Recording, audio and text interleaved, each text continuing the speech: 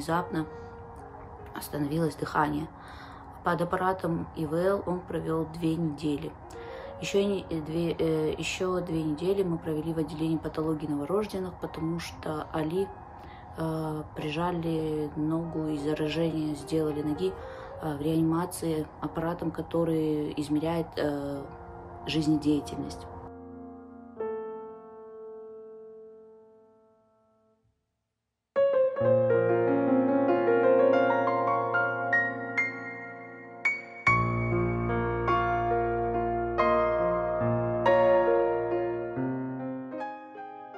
Всегда сопровождала нас проблема с сложностями в дыхании. У Али было стридерное дыхание, очень шумное, тяжелое дыхание, которое на улице становилось абсолютно невозможным. В осенне-зимний период он моментально задыхался, и невозможно было его вынести даже на 2-3 минуты на улицу.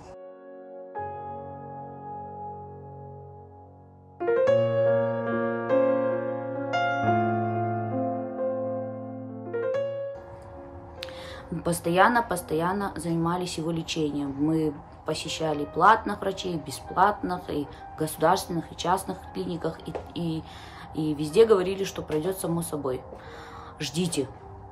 А к году мы решили показать Али врачам в Турции, потому что он у нас не ходил, и не сидел, и не ползал.